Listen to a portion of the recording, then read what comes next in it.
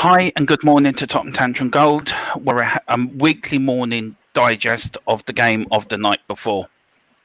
I've got two people next to me, Kuva, my co-host, and Philip, the legend of the Harris Army. Discussing with me the nightmare, the shambolic, the absolutely disgraceful performance of Tottenham Hotspur last night. How are we this morning, lads? As well as can be expected, might be the best diplomatic way of saying this. I'm good but tired. Stayed up a little bit late on somebody else's stream last night, so it could be worse. So you were pimping out again, were you, Kuva? Absolutely. Anything for the channel, you know me. Right. Philip, where do we go from here? I mean, where did it go wrong? How did it go wrong? It's like I was just looking there at the intro. See on your introduction there, all those players fanning across the screen. What would those players make of last night's performance? What would Bill Nick make of that last night? Bill Nick is probably still spinning in his grave, as is Jimmy Greaves, Alan Gilzee, and all the legends that have gone ahead of us. I'm supporting Spurs longer than I even care to think about, and last night was the worst performance in all those years. I thought it mightn't be quite the worst, but after thinking about the ones I thought were the worst, it's jumped ahead of them in number one position.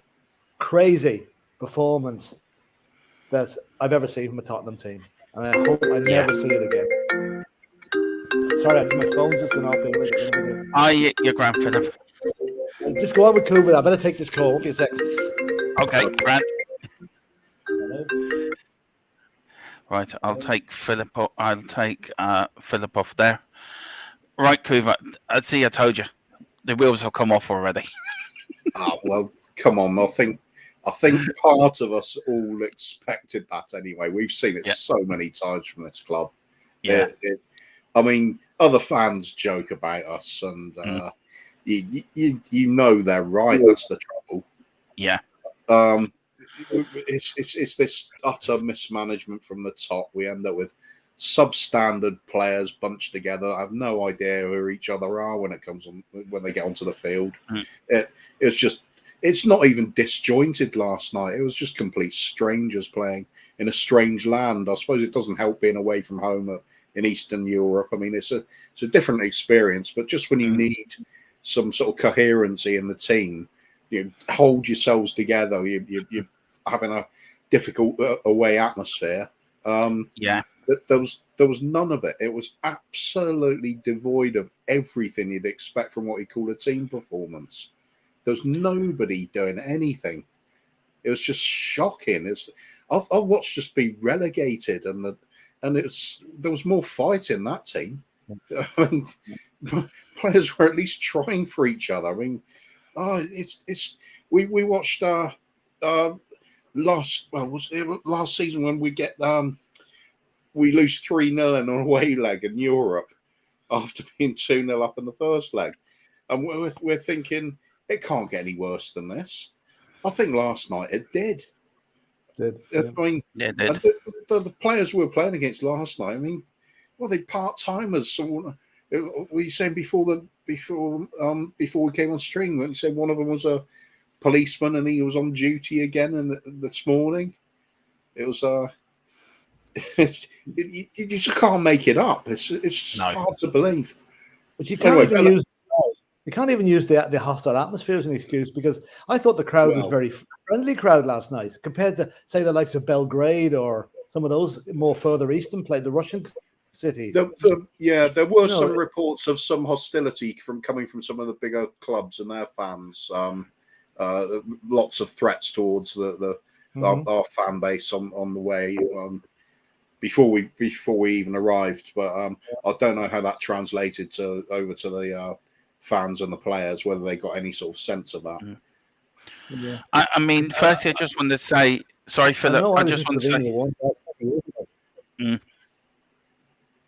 I mean, I'm sorry. The comments are turned off. I will make sure the comments are turned on for the next show, the next morning show. So, firstly, I apologise for that. This is a new show, so it was quickly put together. So we haven't really got the comments sorted out yet, so we will get that sorted out. What can Conte do, Philip, to solve this? Who needs to go in January? Well, if one thing became clear to Conte last night, if he didn't know it already, which I'm sure he did, which players are with him and which ones have to go. And I mean, the list it's a long list, unfortunately, because I can think of at least 5 players I never want to see in a Spurs shirt again. Not just because of allowances, couldn't give a toss, kicking the ball around as if they're there. They've got a God-given right to play for Spurs. And I'm singling out Dele Alli especially for that. And I am actually, regretfully, Tanguy and Ndombele is another one because he did absolutely nothing last night. Davinson Sanchez, Bambi on ice, as he's been described as. I mean, and the trouble with Sanchez came on against Leeds and had a decent last 20 minutes against much better players. Then he comes up against a 4th division standard forward who turns him. Like Sanchez's shirt was on inside out after that game last night. Yeah. He got twisted and turned that much. And then we've got the likes of Harry Winks, who we all know about, But then again, I still think Conte might have a role for Harry Winks. I don't think I'm going to rule him out. And who's the other one I was thinking of? Harry Winks might have improved the team last night. That's how bad it was. Yeah. But I mean, the sad thing is we brought on Son, Moura, Højbjerg, Dyer, and Davis, and they didn't improve it. Okay, they did marginally. We're marginally better in the second half, but they didn't create. How many shots did we have in the game last night? 2 against a team of standard, the lowest ranked team in Europe. I know it was their cup final. I know it was the biggest game they've ever played. And fair dues to them. I hope they enjoy their glory. But Jesus, it's inflicted a lot of punishment and pain on us. Well, there's people angry and upset, and I get that. But I mean, I'll just laugh nowadays. Like I said, we've seen this all so many times before. It's just, what can you do? Do you want to cry? Do you want to get angry? I prefer to just laugh at it now. It's just ridiculous. Should never be in this position. Well, I suppose you have to. You have to try and keep your sanity. I mean, that's true. I mean, is this the most embarrassing night for Tottenham Hotspur in whole of its history? Well, it's more embarrassing than Zagreb, because Zagreb at least were a recognised team who've done things in Europe over the last few years. Okay, they're not a great team. I think it's the most embarrassing night. I really do. I can't think of getting beaten by a team as lowly ranked as that ever. Well, at least Zagreb had some quality players, didn't they? Yeah. They always had a tradition of some of the European sides, even though the ones that are in their prime in years gone by. They've always got a habit of churning out players that can at least play football. They'll give you a bit of a tricky ride if they're in their zone. But this slot last night, no way. You should just steamroller on them. You should be able to put your development team, your academy players up against these and steamroller them. But it was so shocking. There's no other word. Shocking is it? Isn't it? There's nothing else you can really take from it. This is going to become the biggest test of Conte's career, because he's gone to clubs in the past where he's never had to do what he has to do now. My biggest fear is, and I've been saying this since the day he was appointed, if Daniel Levy backtracks on any of the promises he made to Conte about funds for players in the January transfer window, Conte will walk.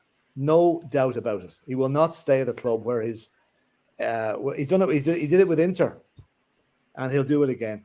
And that is a nightmare scenario for Spurs. If hopefully it won't come to that, but if it does, we are in trouble. We are in dire trouble. Well, I think if it comes to that, there's going to be more than one stand calling for certain Mr. Levy at the next home match, won't there? Pitchforks and everything will be on sale very quickly. Black Friday, so everyone will be getting their pitchforks today, and candles and hammers and whatever. I mean, what do the players need to do now? I mean, who needs to go? Right? Who do we need to get? And the players that are there, what do they have to do to to show us that they care. Because we saw last night they didn't care. They don't give a damn about the club, the fans. All they care about is money. What do they have to do to make this up to us? And first, it's a three-part question. But Philip, who needs to go first? Then I go to Well, I, Cooper. mean, I think you said, I gave the names there a while ago. I think Yeah. the needs to go is Dele Alli needs to go quickly. Yeah. In fact, he needs to be relegated to train with the kids now. He shouldn't even be allowed. He shouldn't even be near the first team squad, because if he's spitting out his why doesn't he play me routine and unsettling the other players, he needs to be gone out of that environment immediately. Ndombele, again, keep him with the squad, but I don't know, just get rid of him. Sanchez, get rid of him as well. They're the three important ones that need to go. I saw people last night looking for Brian Hill to be transferred, but I mean, Hill hasn't been there long enough yet. He will come good in due course. But the problem with that, getting rid of those players is fine if anybody will take them. We're certainly going to lose money on Ndombele, that's for sure. But it's very hard to sign adequate replacements in January. It always has been. January transfer window is a desperation stakes for most clubs that need the players. And as such, we're desperate. There we are. Daniel Levy picks up the phone and rings. It's Spurs on the phone, double the price of whatever they're looking for. That's what's going to happen. And then you've got the third point is, why would a player who's doing relatively well with his club at the minute look at this train wreck and say, I'm not joining them? Yeah. There's a lot of things ahead. There's an awful lot of. It's easy to say I want to buy such and such, but the actual obstacles to getting that player in are growing by the day. And with every bad result and another night like last night, and geez, we'd find it hard to sign a championship player. Never mind an international. Coover.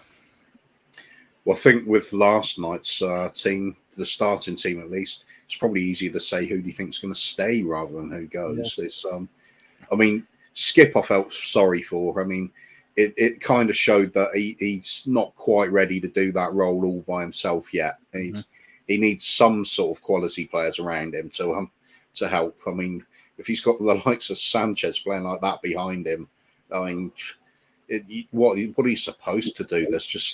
It's no point shielding something no point shielding a sieve when you're fighting against the tide. You're looking at Brian Hill is it's unfair to pick on him as well. He's a young player. He's clearly got some talent, but on the other hand, he's not ready for that first team yet, is he? I mean, he needs. It's another one. You need to bring these sort of players in when the team's doing well, they're established, they got players set in their positions, playing well, able to help them through the match, and then they get the confidence and experience of playing with a proper team. You're throwing them in here trying to become what some of these senior pros are supposed to be, and it's very hard going for them. Same with Sessegnon.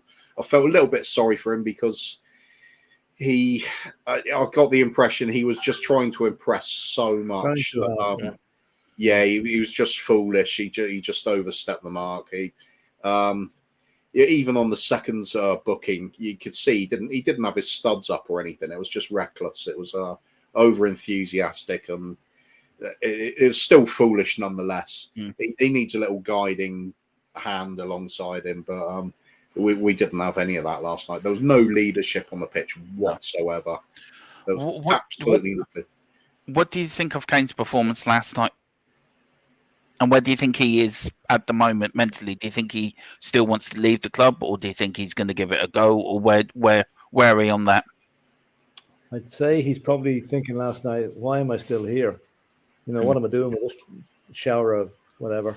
Like Harry Kane tried last night, in all fairness to him. He was dropping deep to get the ball. He scored a very good goal. He probably could have had another. He seemed to lose his footing a couple of times when it was easier not to. He was only a 6 out of 10, but he was probably a lot higher than you'd mark any of the rest of them.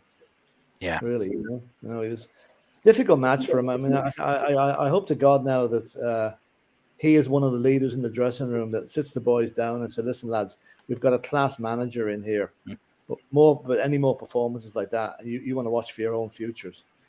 We've got to be thinking that, they do. I mean, Kuva, you're on the street few streams last night. What was the mood like between the rest of the Spurs fans last night, and what were you hearing? And what was the sort of outcome? What did other people sort of were coming to? Well, there was a lot of people like me that have, well, like us, that they've seen all this before, and you kind of get immune to it. I mean, you almost expect these kind of results nowadays. We thought perhaps we're past it with Conte, but I mean, it's obviously too early. There's no way around the fact that he's got to get rid of lots of these players. They just cannot possibly perform.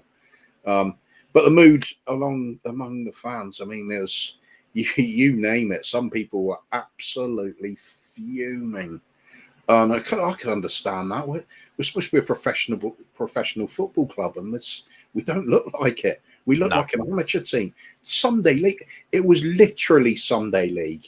I mean, I'm half expecting these players to be putting the kit in their own bags and taking it home for their mum to wash. The fans that have seen it all before.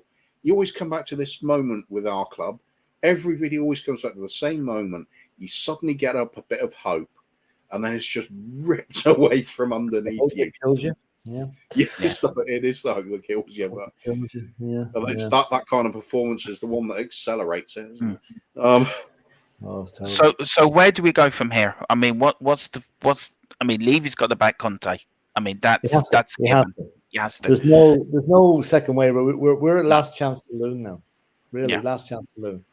Because I think we're always at the last chance saloon, to be honest with you. Well, I'd say the only thing about it is, like, there's obviously something still in Spurs, because Conte would not have come to us unless he either saw something, was told something that agreed with his philosophy. But if he goes, then we'll be looking at managers coming up from the Championship, because nobody is going to touch us. If he goes, are we relegation material? Well, you hope not. You never know. It could well be. It could well be. If the player's confidence goes, and which it seems to have, well, I don't know. I can't say the confidence. But I mean, this. Okay, I'll go back to the relegation year. That was coming for a couple of seasons. You know, it was a build-up of actually got relegated.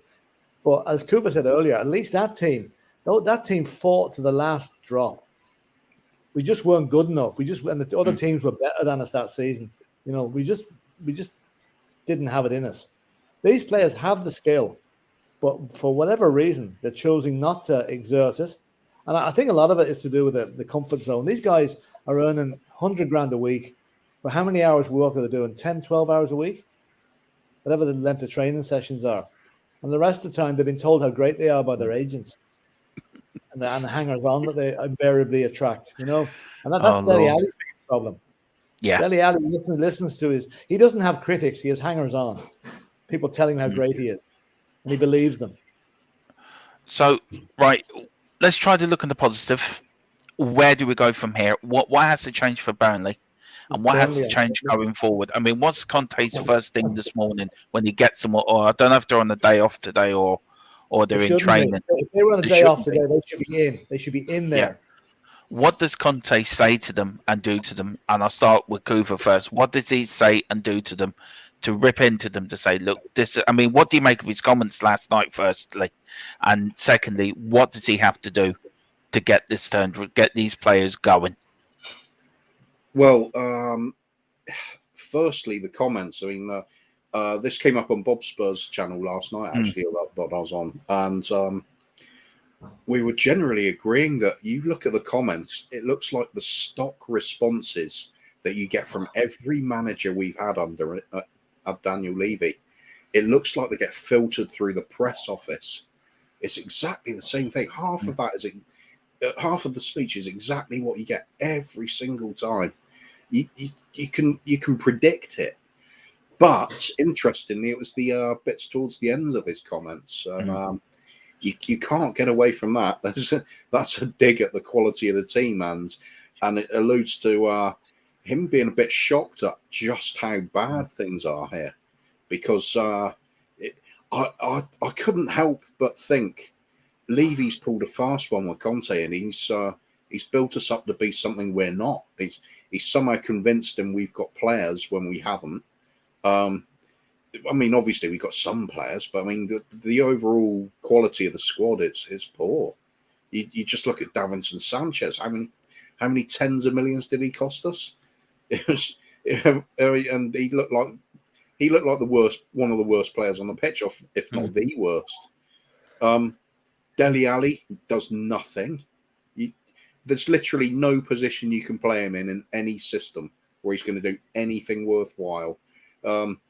As David Harris, got to think christened him the Crayola man just because of the hairstyle. I mean, that's all you get from him. There's colours on top of his head, and there's nothing else going on. It's ridiculous. Where does Conte go from here? I think the only obvious thing is he's going to pick that team that finished against Leeds, that second half at Leeds. He's going to have to start with that because that's about the only group of 11 players that's going to have any kind of drive behind it.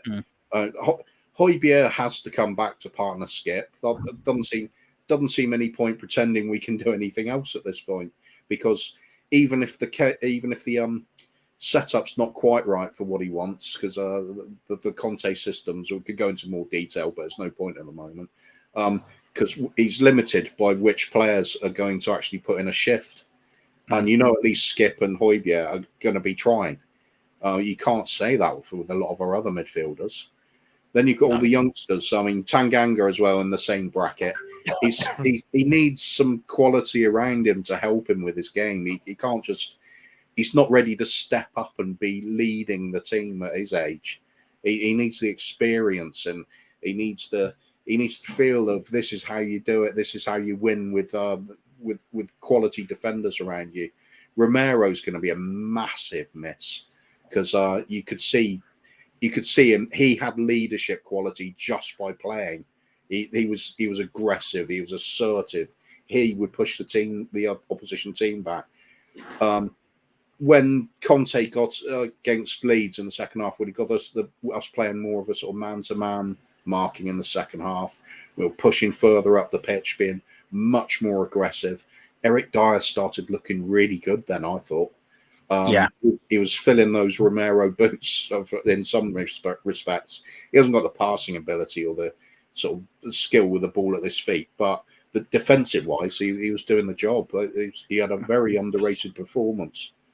I think that's the only way forward. Basically, you go with the only team you can select that is going to have some sort of response in the next match. And the lot we saw last night, there's just so many people. There's either question marks or crosses from last night. There's no sort of ticks, except for maybe the likes of Kane, because he's got to play because we haven't got anybody else for that role. Field, same question to you. Yeah, I think the four most significant words Conte spoke last night were, "I'm not a magician." I think he knows what he's let himself in for. I mean, let's face it, that guy knows football inside out. He knew he didn't come there with his eyes closed. He knew what players we had and which players are not performing. He's come to do a job. Hopefully, he gets the backing to do it. Yeah, he needs to get the backing to do it. But the team on Sunday, like if we play the team that finished against Leeds, that means Sanchez is in the team. And let's face it, we need Burnley's strength is their set pieces, and you can bet your life we'll give away about 7 or 8 of them on Sunday. Probably, just the way it is. So we need first of all I commend Eric Dyer for his performances lately. I know he's much maligned and he's this and he's that. He has actually been one of our better players over the last number of years. Right, so he's in. Who do we put in beside him? Can you imagine Sanchez up against Chris Wood? Men against the boys, really. Do we put in Joe Rodon, who is not? I don't know if Rodon is up to the job either. And do you know who might do a job there? And again, another much maligned player is Ben Davies. He's played centre half for Wales. Whether he's risky is another thing I don't know.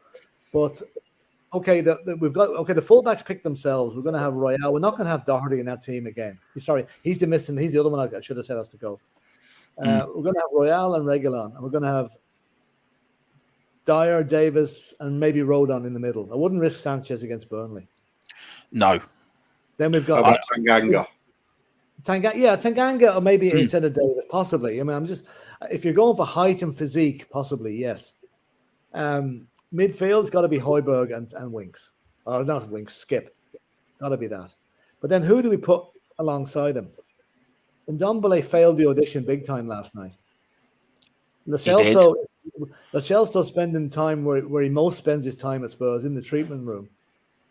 He probably has his bed pushed in there. He's there that often. I don't know who we're going to put in midfield to do that job. I really do not know. Do you think we should persevere with Brian Hill? He'll see if he can develop into that sort of creative midfielder. I mean, we might have to. We might have to. We're in desperate straits at the moment, aren't we?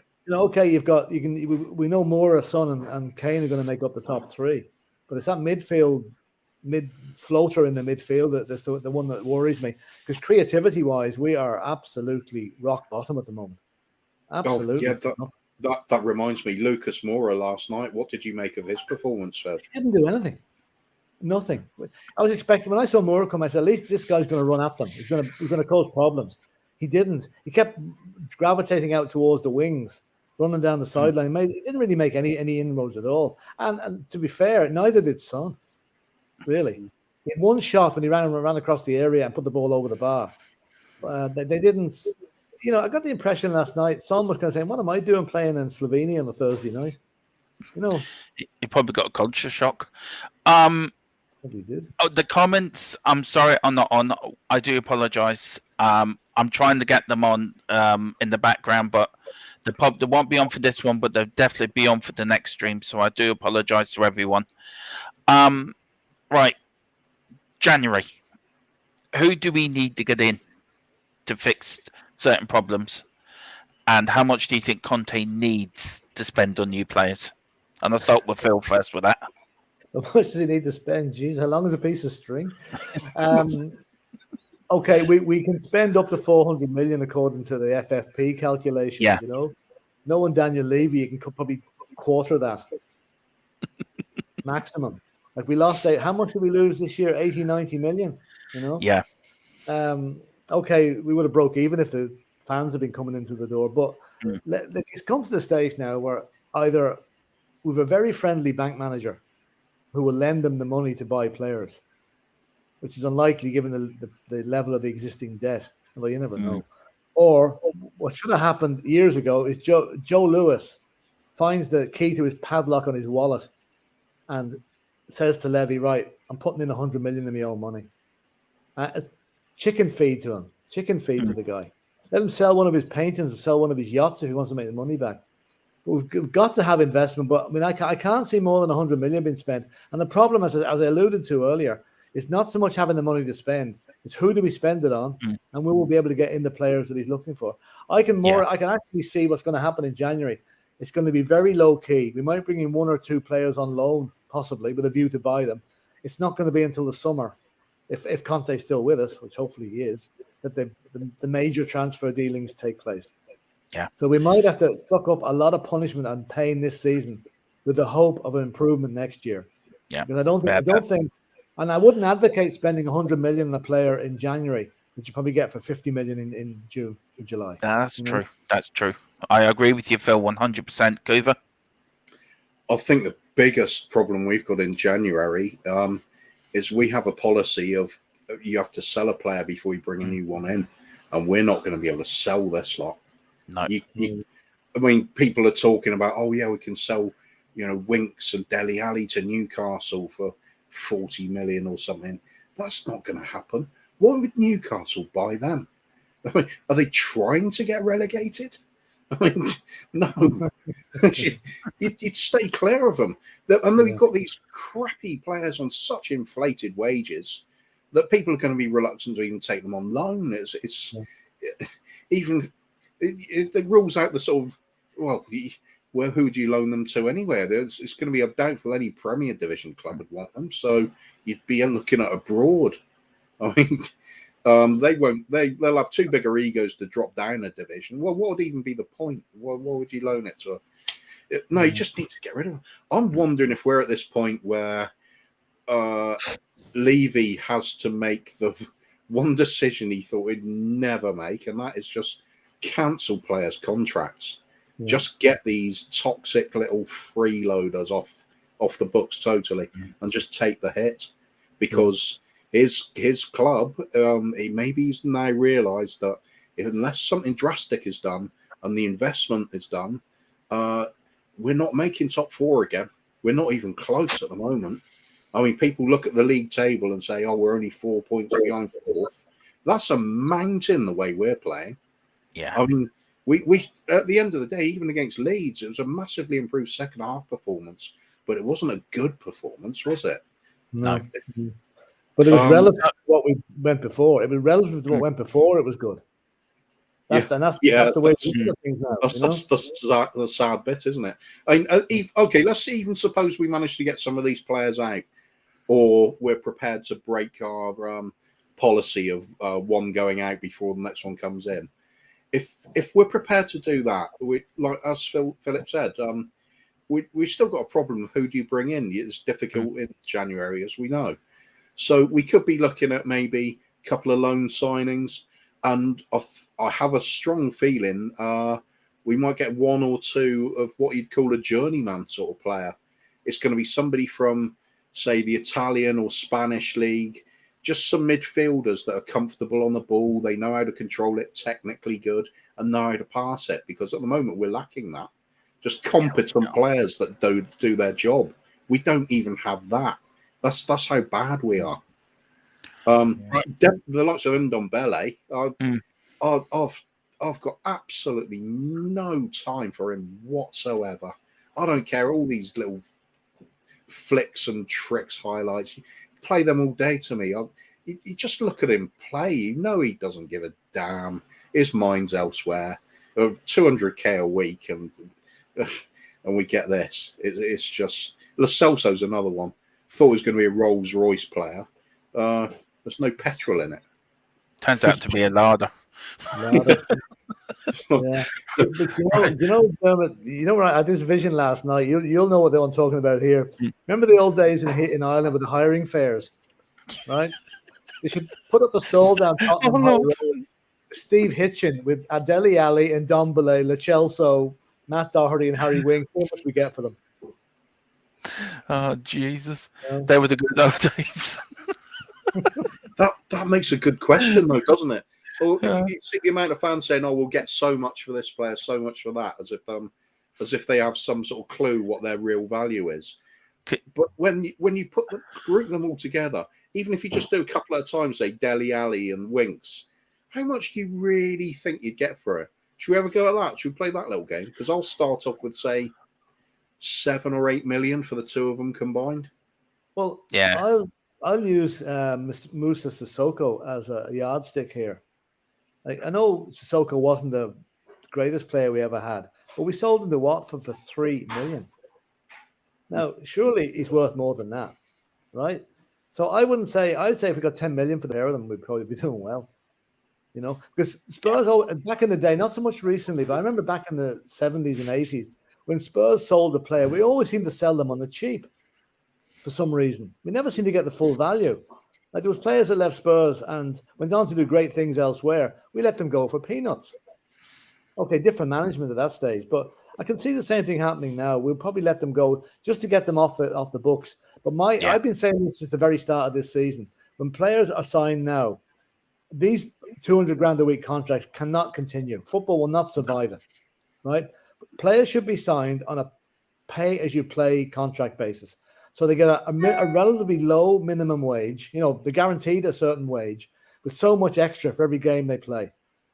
Let them earn the money and let them have to work for their money instead of picking up the same money whether they're sitting on the bench or playing on the pitch. I mean, it should happen. You look at players years ago. Jimmy Greaves was on £8 or £10 a week. Then he had to earn money in the summer. £20 a week. Maximum wage was £20 a week. Yeah, and then he had to have money in the summer to make up his wages during the summer off season. Players are on too much money. I mean, Dele Alli is a prime example of that. Great player for the last 5 years has been shite. too money, too big. What can we do to bring? What do we have to do as a club now to change this? To change what's the atmosphere in the club or what's going through the club? What do we have to do as sets of fans? Do we just keep protesting against Levy, or what do we have to do as a set of fans? Do we just keep doing what we're doing, or do we just keep booing them and booing them? Because they've got to realise they owe us. We don't owe them. They owe us. What do they do? The only significant result of the booing this season so far has been the booing at Levy getting booed at the Man United game. Yeah. And he acted then, right? What you need is 18,000 people turning their back on the ground, turning their back on the team from the South Stand. A match. Or 18,000 people with Enoch out A4s in their hand. Yeah. The match that the TV cameras are doing, that'll shake things up a bit. I don't think even Levy can deny that we'll sort of ask only a small protest if half the ground is doing it or more than half the ground is doing it. Something has to give. But in the meantime, what we have to do, we have to rely on Conte to sort out the wheat from the chaff here, to get rid of bin the players he's not going to play, get a core selection of players that he can rely on and will actually die for the club. Not that anyone will these days. I mean, the days of dying for your club have gone. Yeah. Those players don't exist anymore. It's where can I earn the most money? That seems to be the mantra now for all these players. And it's sad. And I blame the agents. I blame the agents. Totally the fault for this. Did Jimmy Greaves have an agent? Did Alan Gilzini have an agent at all? No, his wife was his agent.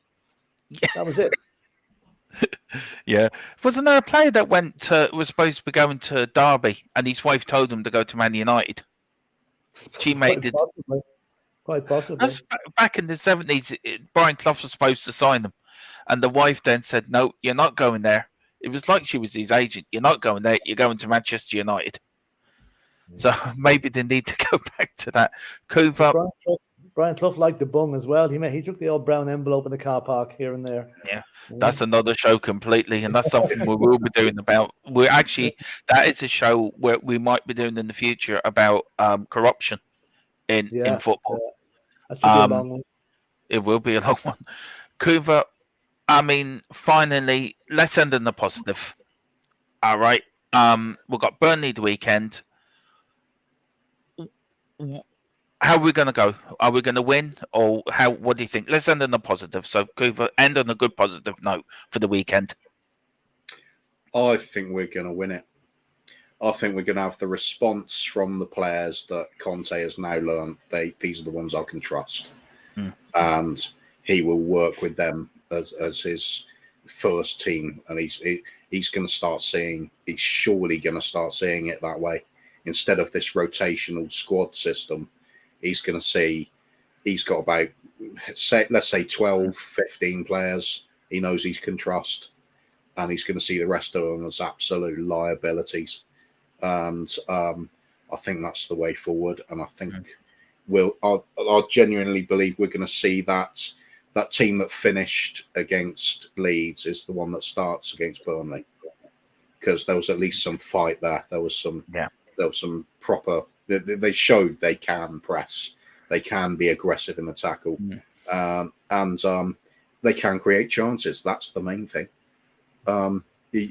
With that higher press and forcing Leeds backwards in the second half, whether we were good or not with the ball, it didn't matter so much because even Lucas Moura, if he dribbles till he loses it, if he's doing that and gets into the box with the ball and loses it, it's still in a dangerous area. It's no good him having it on the halfway line and making it to the edge of the area and then losing it. It's just, it's going to get cleared. It's not. It doesn't result in a shot either way.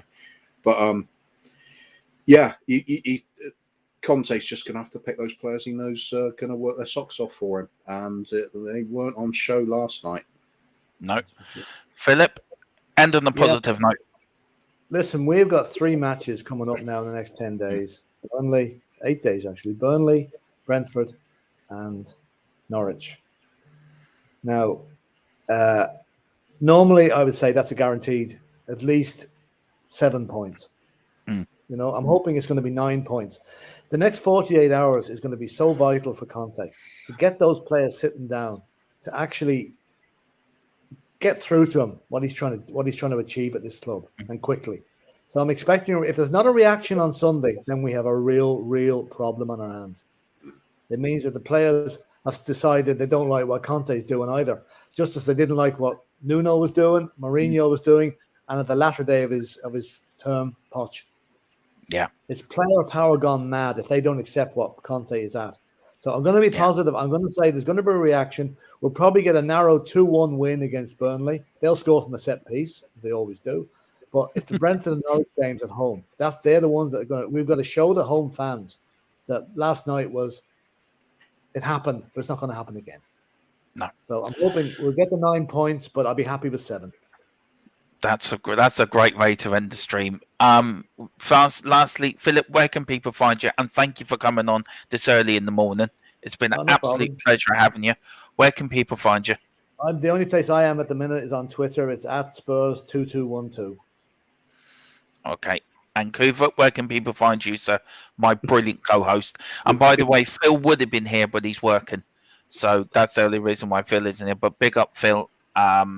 Big up, Phil. Hope you're all right, mate. And also a quick shout out, Josh, if you're watching. I hope everything's okay. All our prayers and thoughts are with you at this time, mate. Kuva, where can people find you? Well, obviously here. As you're going to get back down to the vault after this, aren't you? You're going to see Phil. That's right. No, only let him out for shows. As you said, we'd normally have Phil Lattis here, but he does have to concentrate on unfortunately on work. You know, that thing a lot of people have to do that our team doesn't. So we're going to be looking at doing a few more of these sort of morning shows, aren't we, Dermot? And hopefully Phil will be able to join in on some of them at some point, but unlikely in the week, isn't it? So we'll see how it goes. Otherwise, you spot me on Irish Hotspur. It's a regular stop for all of us, isn't it? All three of us there all the time. It's like the little home away from home, that place. That's the mothership for us. I've popped up on places, Bob Spur last night, and where else? Paxton Road. I'm quite often popping up on the comments there, and Dermot and I are both going to be on Brian Daigle's channel on Tuesday. The Tottenham. Why do I always forget the name of Tottenham on Tour? Tottenham on Tour. I keep wanting to say Tottenham away days. I've got that stuck in my head for some reason. We'll be on there on Tuesday in the evening, and otherwise I'm just basically whoring out our channel around all the others, giving us a plug everywhere. Just be careful, Kuva. Just be careful. Mm-hmm. Remember, you have to pay me half. half of a £5 note doesn't go very far, mate. No, 50 cent would do. We'll hopefully be back this afternoon around 4:30 with another show. I don't know what we're doing. It might be just with comments. With comments this time, and I do apologize. I am very sorry that nobody can get the comments, but thank you for everyone that did tune in. If you did enjoy the content, there's plenty more coming. Please like and subscribe. There's plenty more. We're back at 4:30, I think, this afternoon, and we're going to be back on Monday at 10:30 or 11 o'clock, talking about the Burnley game.